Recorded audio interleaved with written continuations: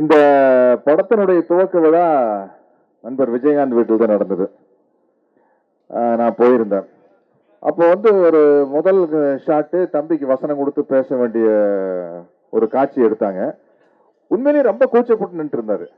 எனக்கு என்ன சரியா ப்ரிப்பேர் ஆகாம இறக்கிட்டாங்களா, டைலாக் பேசுறதுக்கு ரொம்ப கூச்சப்படுறாப்லையே அப்படின்னு கொஞ்சம் எனக்கு ஒரு யோசனையா இருந்தது. ஆனா இன்னைக்கு ட்ரைலர் பார்த்தோன்னா சூப்பர் பின்னிட்டீங்க. இல்ல, ஏன்னா நான் நடிகரா இருக்கிறதுனால எங்களுக்கு அந்த கஷ்டங்கள் என்னன்னு தெரியும். ஒரு நடிப்பு அதை எனக்காட்டு அப்பா காட்டு எல்லாருக்குமே தெரியும். பெரிய சிக்கல் டான்ஸ் தான். மிகப்பெரிய சிக்கல் டான்ஸ் தான். அது எக்ஸ்ட்ரானரியா பண்ணிருக்கீங்க. பண்ணும்போது அப்புறம் ஃபைட்டு பத்தி உங்களுக்கு சொல்ல வேண்டிய அவசியமே இல்லை. எப்பவுமே ரொம்ப கூச்சப்படுற விஷயமே டான்ஸ் தான். அதுல எப்ப நீங்க அசத்தலா பண்ணிட்டீங்களா அப்புறம் நடிப்புங்கிறது சர்வ சாதாரணமா பண்ணிருப்பீங்க. அதுல எந்த விதமான சந்தேகம் இல்லை. இந்த படம் டெஃபினட்டா சூப்பர் ஹிட் ஆகும் அப்படிங்கிறதுக்கு எல்லா சாட்சியங்களும் இந்த காட்சியில் இருக்கு. வேற ஒண்ணுமே இல்லை. எப்பவுமே நமக்கு முன்னாடி ஓஹோன்னு ஜெயிச்சு காட்டினவங்க தான் நம்மளுக்கு பெரிய இம்சையா இருப்பாங்க. நம்மளுக்கு என்னன்னா, புரட்சி தலைவர் எம்ஜிஆர் அவர்களாகட்டும், நடிகர் தினம் சிவாஜி அவர்களாகட்டும், அவங்க மிகப்பெரிய சாதனையை பண்ணி காட்டில அதுக்கப்புறம் வர நடிகர்கள் நம்ம அவங்களாட்ட பண்ணி ஆகணுமே அப்படிங்கிற ஒரு சூழ்நிலை உருவாங்க. நான் சில விஷயங்கள் சினிமால நான் ஏதோ ஒரு அளவுக்கு நல்லா பண்ணிருக்கேன்னா அதுக்கு எனக்கு மிகப்பெரிய ஒரு இம்சை அரசனா இருந்தது அப்பா தான். இல்ல, பெரிய பெரிய டார்ச்சர் உங்கனால. என்னன்னா, நான் ஹீரோ ஆவேன்னு நினைக்கல. நம்ம ஏதோ தகுந்த வசனம் பேசணும், நம்ம வந்துட்டோம். ஹீரோ ஆகலன்னு நினைக்கல, எதுவுமே நான் பழகிக்கல. ஏதோ ஒரு இதுல ஹீரோ ஆயிட்டு அப்படியே வசனம் பேசி காலத்தை ஓட்டலான்னா ஸ்டண்ட் மாஸ்டர் வருவாரு. சார் கொஞ்சம் ஃபைட்டு கிட்ட அப்படியே செவத்துல ஏறி அடிக்கணும்.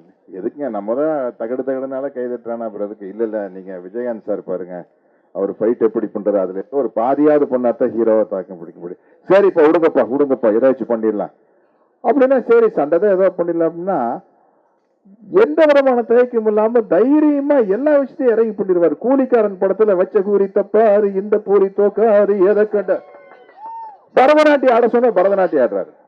இப்ப என்ன பிரச்சனைனா, பிரச்சனை அவருக்கு இல்லை, எனக்கு தான். பாருங்க, அவர் பரதநாட்டியம் ஆடுறாரு. ஐயோ ஏன் இவர் இம்சை பெரிய இம்சையா இருக்கு. சரி, அப்ப ஏதோ ஓரளவுக்காவது நம்ம டான்ஸ் ஆடி ஆகணும். சரி ஆடிடலாம். சரி, அப்பதான் சம்பாதிச்சு ஏதோ வீடு வாங்கலாம், கார் வாங்கலாம்னா ஏதாச்சும் நாட்டுல ஒரு பிரச்சனை வர அள்ளி கொடுத்துருவாரு. சார் பாருங்க, அவர் விஜயகாந்த் சார் இவ்வளவு லட்சம் கொடுத்துட்டாரு, அதுல ஏதோ ஒரு பாதியாவது கொடுத்தா தான் நம்ம பேரை காப்பாற்ற முடியும். அது மாதிரி அதுதான் நான் சொல்லுவேன். அள்ளி கொடுத்தவர் புரட்சி தலைவர் எம்ஜிஆர், அதை நமக்கெல்லாம் சொல்லி கொடுத்தவர் புரட்சி கலைஞர் விஜயகாந்த். இல்ல, ஒரு நல்ல விஷயத்துக்கு நிர்பந்தத்தை உருவாக்குறதுக்கு ஒரு ஆள் வேணும்.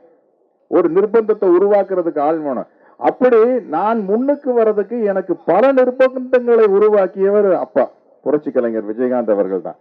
அந்த நிர்பந்தங்கள் உருவாக்கும் போது நம்ம இறங்கி அடிக்க வேண்டிய சூழ்நிலைக்கு நம்ம தள்ளப்படுறோம். அப்ப உங்களுக்கு எவ்வளவு நிர்பந்தம் இருக்கும் இல்லையா? அந்த நிர்பந்தத்தை எல்லாம் நீங்கள் பூர்த்தி செய்து அவரை தாண்டி நல்லா தேவையே இல்லை, அவரை போல் நீங்கள் வளர வேண்டும், வாழ வேண்டும். எனக்கு ரொம்ப மகிழ்ச்சியா இருக்குது. அனைவருக்கும் நன்றி, வணக்கம். என் புள்ள விஜய் பக்கத்திலே நான் நிக்கிறதுக்கு பயப்படுவேன். நீ அவரோட ஹைட்டா இருக்கிற.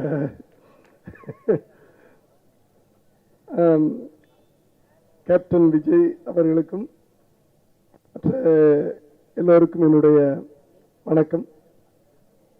அதாவது சினிமாவில் சில சென்டிமெண்ட்லாம் சொல்லுவாங்க. அந்த சென்டிமெண்ட்டை நான் அப்படியே உட்கார்ந்து நினைச்சு பார்த்துக்கிட்டே இருக்கிறேன். விஜய், உங்களுக்கு ஞாபகம் இருக்குதா? 35 வருஷத்துக்கு முன்னாடி இங்க ரிசப்ஷன், அங்கே நான் மோட்டர் சைக்கிள்ல உட்கார்ந்துகிட்டு இருக்கிறேன். நீங்க மோட்டர் சைக்கிள்ல கிராஸ் பண்றீங்க. உள்ள இருந்து யார்கிட்டயோ வாய்ப்பு கேட்டுட்டு நீங்க அந்த கெட்டுக்கிட்ட போகும்போது ஓடியாந்து உங்களை பிடிச்சேன். ஞாபகம் இருக்கா? இப்படியாவது பிடிச்சிட்டு கொஞ்ச நேரம் உங்களை அப்படியே பார்த்துக்கிட்டு இருந்தேன். இந்த கண்ணு தான் எனக்கு வேணும் அப்படின்னு சொல்லிட்டு சட்டம் ஒரு இருட்டறைக்கு இந்த கேட்டுக்குள்ள நுழைஞ்சோம்னா இங்க ரிசப்ஷன் இருக்கும். அங்கே அதே இடத்துல இன்னைக்கு சண்முக பாண்டியன் விழா நடந்துகிட்டு இருக்கு. இது ஒரு சென்டிமெண்ட். அடுத்தது என்னையும் விஜய் அவர்களை வெளிச்சத்துக்கு கொண்டு வந்தது சட்டம் ஒரு இருட்டறை படம். அதற்கு பிறகு ஒரு பெரிய வெற்றியை கொடுத்தது சாட்சி. சால ஆரம்பிக்கிற 2 படம் இன்னைக்கு சகாப்தமும் இந்த சால ஆரம்பிக்குது. இது நான் நினைச்சு பார்த்துக்கிட்டே இருக்கேன், எப்படி இந்த கோயின்சிடன்ஸ் அப்படின்ட்டு. நிறைய சாலை சட்ட ஒரு விளையாட்டு பண்ணியிருக்கிறேன். அதுவே ஒரு பெரிய ஒரு சென்டிமெண்ட் சினிமாவில்.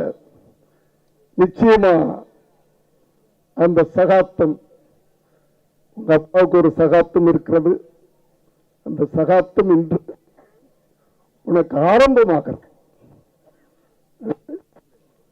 அதாவது விஜய் கிட்ட எனக்கு ரொம்ப பிடிச்சது என்ன தெரியுமா? இவ்வளவு பெரிய ஒரு கட்சிக்கு தலைவரா இருக்கிறார், இருந்தாலும் குழந்தை மாதிரி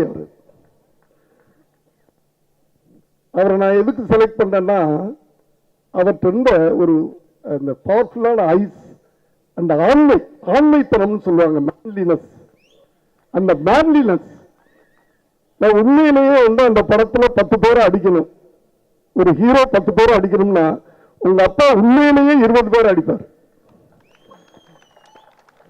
அந்த மேன்லினஸ் முதல்ல ஒரு ஹீரோவுக்கு தேவையான ஒண்ணு, அந்த மேன்லினஸ்.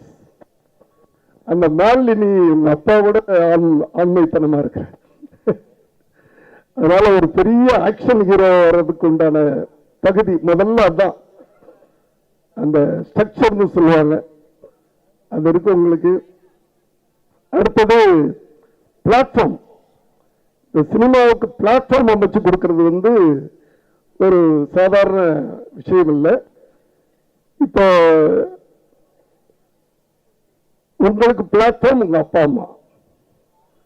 பிளாட்ஃபார்ம், அந்த பிளாட்ஃபார்ம்ல அந்த ஏணி மாதிரி, அந்த ஏணியா அவங்க இருக்கிறாங்க. அந்த ஏணியில ஏறது யாரு? நீங்க தான் ஏறணும். அது உங்க பொறுப்பை பொறுத்தது. இப்ப நான் என்னுடைய மகனுக்கு ஒரு ஏணியா தான் இருந்தேன், அவ்வளவுதான். ஏணி தான் நாங்கள்லாம். அந்த மாதிரி நீங்க அந்த ஏணியில எவ்வளவு தூரம் ஏற முடியுமோ ஏறி.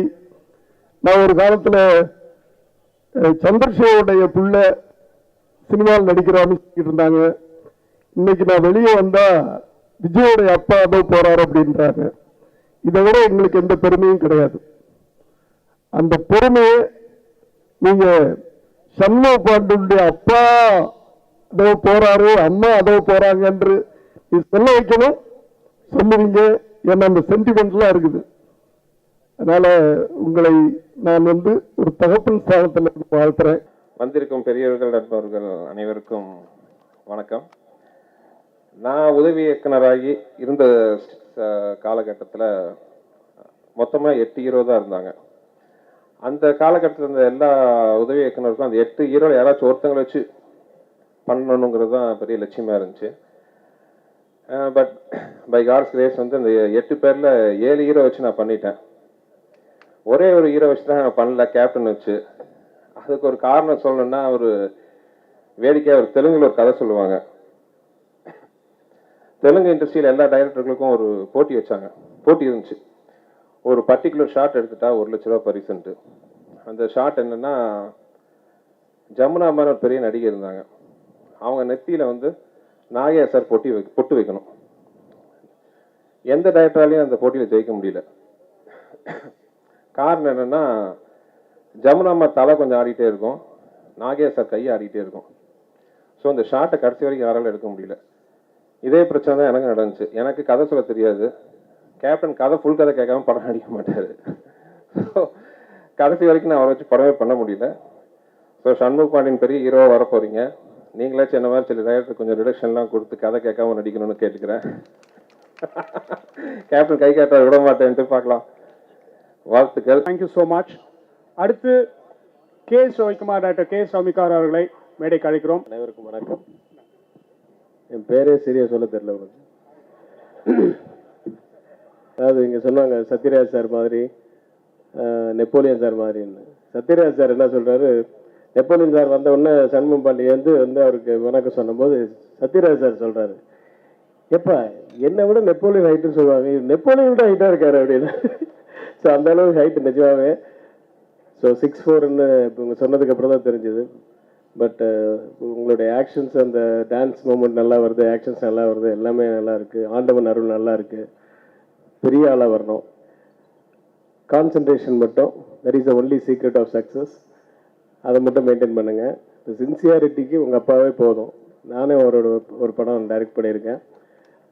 மார்னிங் 7 o'clock ஷார்ட்னா வித் மேக்கப் 6:45 இருப்பார். ஸோ அதை மெயின்டைன் பண்ணி டெடிக்கேஷன் டெஃபினட்டாக உங்கள் அந்த பரம்பரை அந்த ரத்தத்திலே இருக்குது. அவர் நிறைய சாதிச்சிட்டாரு. நீங்கள் இப்போ தான் ஆரம்பிக்கிறீங்க. உங்களுக்கு எல்லாருடைய வாழ்த்தை வேணும். அதனால் அதை மைண்டில் வச்சுக்கிட்டு பிரமாதமாக உழைக்கணும். என்னதான் நீங்கள் ஆட்டம் ஆடினா கூட அந்த கடைசியில் அந்த ஒரு கண்ணு வரும்போது நம்மளை மீறி ஒரு கை தட்டுறோம் பாருங்க, அதுதான் அவர் சம்பாதிச்சது. அதை விட அதிகமாக நீங்கள் சம்பாதிக்கணும். All the very best. தம்பி சண்முகம், அதாவது உங்க அப்பா ரொம்ப கஷ்டப்பட்டு வந்தவர். எங்க அப்பா மாதிரி நீயும் என் நிலைமையில இருக்க. எப்படின்னா, ஒரு நாள் அப்பா ட்ரெயின்ல போயிட்டு இருக்கு, நான் ட்ரெயின்ல போயிட்டு இருந்தேன். இப்போ சமீபத்துல இருந்து ட்ரெயின்ல போனேன், ஃபர்ஸ்ட் கிளாஸ்ல போனேன். அங்க நம்ம படுக்க போடுறதுக்காக அட்டெண்டன்ஸ் இருப்பாங்க. அவங்க காலையில போய் நம்ம கோயம்புத்தூர்ல இறங்கும் போது அவங்களை கூப்பிட்டு நான் 200 ரூபா பணம் கொடுத்தேன். அவங்க தலையை சொரிஞ்சுக்கிட்டு அப்பாவை பத்தி சொன்னாங்க. சார், நாங்க இப்படிதான் சில வருஷத்துக்கு முன்னாடி உங்க அப்பா வந்தாங்க சார், நைட்டு சாப்பாடு எடுத்துட்டு வந்தாங்க, சாப்பாடு எங்களுக்கு கொடுத்து நீங்களாம் சாப்பிடுங்கன்னாங்க. காலையில் இறங்கும் போது எங்க கையில 4 பேர் இருந்தா, எங்க கையில 20 ரூபா கொடுத்து 20 ரூபா நீங்க 4 பேர் வச்சுக்க பண்ணாங்க. அப்ப நாங்க தலையை சொரிஞ்சு நாங்க என்ன சொன்னோம், பிரபு சார் எங்களுக்கு 200 ரூபா கொடுப்பாரு சார். நாங்க ஓஹோ 200 ரூபா கொடுப்பாரப்பா. அவங்க அப்பா பணக்காரர், என் அப்பா ஏழைன்னாரு. அந்த மாதிரி இன்னைக்கு உங்க அப்பா நான் நிறைய கத்துக்கிட்டேன் உங்க அப்பா கிட்ட. அதாவது டெக்னீஷியன்ஸ், சக கலைஞர்கள், ப்ரொடக்ஷன் பாய்ஸ், ஸ்டண்ட் ஆர்டிஸ்ட், எல்லாருக்கிட்டையும் ரொம்ப சகஜமா நடந்து பழகக்கூடியவர் உங்க அப்பா. இன்னைக்கு நம்ம எல்லாம் இங்க வந்திருக்கோம்னா உங்க அப்பா மேல உள்ள அன்புல தான் நாங்கெல்லாம் இங்க வந்திருக்கோம். அதே மாதிரி எங்க அப்பா பேர் என்னால வாங்க முடியாது, ஆனா உங்க அப்பா பேர் நீங்க வாங்கணும்னு நான் உங்களுக்கு ஆசீர்வாதம் பண்றேன். அடிச்சு நொறுக்குங்க தம்பி, அடிச்சு நொறுக்குங்க. நன்றி, நன்றி, வணக்கம்.